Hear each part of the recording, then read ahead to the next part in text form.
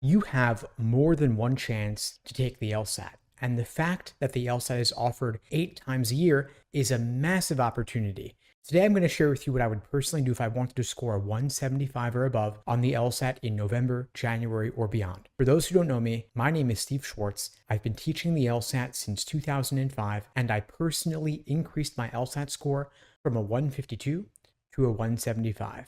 Now, the LSAT has gone from being offered 4 times a year to now being offered 8 times a year. And so what this means is that there's never more than a month or two between LSAT test dates. This year alone, the LSAT is offered coming up August, September, October, and November. You could take any of those four, and in fact, you could take all of those four and apply to law school this cycle. The November LSAT is not too late. The January LSAT is also not too late. Of course, all else being equal, it's better to apply to law school earlier rather than later, but all else is rarely equal. Now, you've got a couple months till the November LSAT, plenty of time to get a top score if you put in the work, especially if you're not brand new to studying for the LSAT. Now, let's say you weren't sure whether taking the LSAT in November would give you enough time to reach your fullest potential. You could go on and take the January LSAT as well, or at least sign up for it. I would recommend taking the next couple weeks to solidify your foundation, then quickly switch gears to work on individual timed sections, and then full-length timed practice tests in the lead up to the November LSAT. And hopefully, of course, you can knock it out in November. But let's say hypothetically, November didn't give you enough time and you wanted 2 additional months to study for the LSAT. You wanted to have, say, winter break, for example, over the holidays to study. You could give yourself those additional 2 months, just taking 1 practice test a week, reviewing it in depth. That alone might be sufficient as your retake prep. So let's say that your PT average, your practice test average going into the November LSAT was a 172. That's a great practice test average, of course, and maybe you get lucky and score 175, or maybe you score just on target with the 172, or maybe you drop a couple points below your PT average. I would recommend, of course, whatever the outcome, if you don't score above your PT average on the November LSAT, I would recommend going for January, because through luck alone, you could do a few points better. And if you actually study significantly over those additional 2 months, you're maximizing your likelihood of scoring at least a couple points better on the January LSAT. Now, I don't think students out there realize what a massive opportunity you have, given that Logic Games is no longer on the test. There is now less material for you to study. Rather than 3 different sections, games, reasoning, and reading comp, you now have only 2 sections, logical reasoning and reading comp. LSAC has removed the Logic Games section and replaced it with a second scored logical reasoning section, which means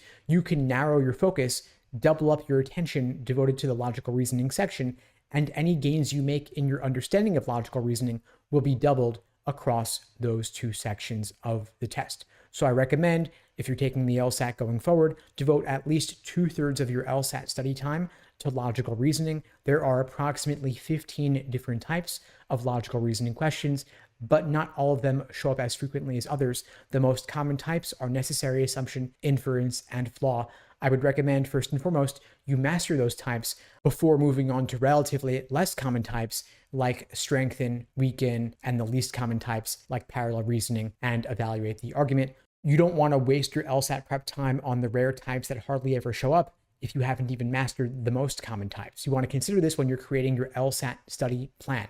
And if you don't have an LSAT study plan, I recommend creating one, because LSAT prep is too important to be left to chance. It's too important to be left to the whims of however you're feeling that day. You want structure, you want accountability, you want motivation if you're going to put in the work necessary to achieve a top LSAT score, which is why at LSAT Unplugged, we create personalized day-by-day study plans for all of our students, whether you're in our small group program or in our one-on-one private coaching program. If you're interested in finding out more, you can check out the links below this video to book a call with me and my team. We'd be glad to help you out. Now, I mentioned those 3 common types of logical reasoning questions: necessary assumption, inference, and flaw. Those are the 3 most common question types, but I often find that students are under a number of common misconceptions regarding those question types, leading students to get a lower score than they otherwise should. In fact, oftentimes during our first coaching session with a student, we can correct some of these misconceptions, leading to a significant improvement in the student's performance on LSAT logical reasoning. So for example, there is oftentimes a major confusion around necessary assumption questions. there's an important distinction to draw between necessary assumption and sufficient assumption questions.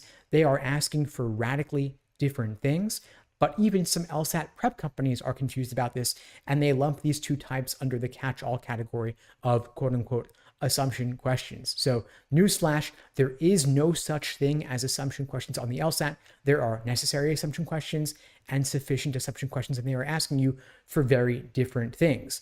The key to drawing a distinction between them is to understand the keyword or phrase differentiating them in the question stem. Necessary assumption questions will contain words and phrases synonymous with necessity, like depends upon, requires, and assumes. Sufficient assumption questions contain words and phrases synonymous with sufficiency, like allows, enables, follows logically if assumed, and properly inferred if assumed. So make sure that you're clear on this, as well as the other common types of logical reasoning questions, and you'll be well on your way to scoring a 175 or above. Anyway, folks, that's all for now. In the meantime, I'll wish you all the best and take care.